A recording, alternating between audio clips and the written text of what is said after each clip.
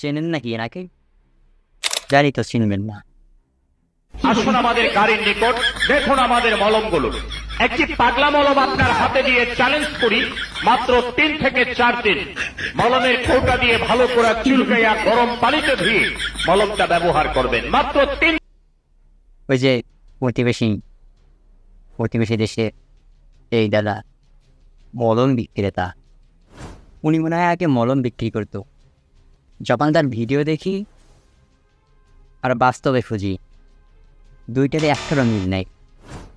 উনি ভালো মলম বিক্রি করতে পারবেন, ওনার গলা যে একটা টান আছে না, এইটা নেই যথেষ্ট। দাদা বলছি, মলমের ব্যবসা কেন ছাড়লেন? বাঙালি জানতে চায়। পই পই করে হিসাব রাখতে হবে আপনার দুঃসময়ে কে ছিল কে ছিল না। পই পই করে হিসাব রাখবেন, ডায়েরিতে দরকার লাগলে লিখে রাখবেন। একটা কথা মনে রাখবেন, পই পই করে হিসাব রাখবেন, আর মিথ্যা কথা বলবেন না। ও পই পই পই পই আসলে মোটিভেশনাল স্পিকার। কই মোটিভেশনাল স্পিকারকে তো পই পই করে আন্দোলনে দেখলাম না। কিন্তু পই পই এমনিতেই করে যায়, আন্দোলনে আর পই পই করলো না।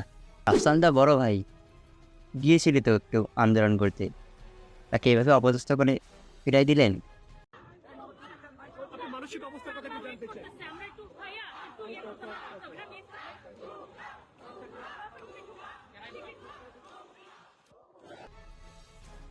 দেশ স্বাধীন হয়েছে, একটু তাড়াতাড়ি ঘুমাবো। যেদিনটা তাড়াতাড়ি ঘুমাইছি, সকালবেলা উঠে দেখছি নতুন এক কাহিনী শুরু হয়েছে।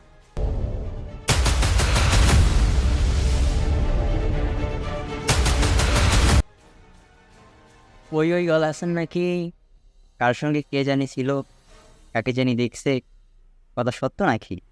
কথা সত্য।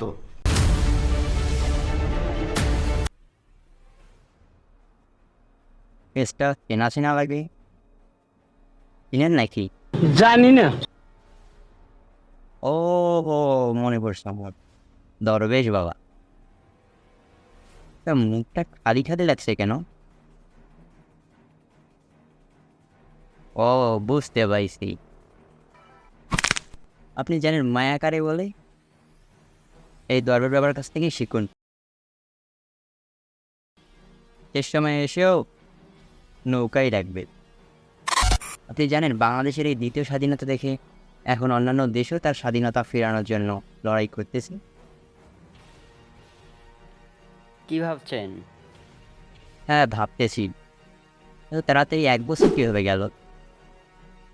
আপনারা কি জানেন? জানি না। 1 বছর তো যায়নি। 1 বছর যায়নি?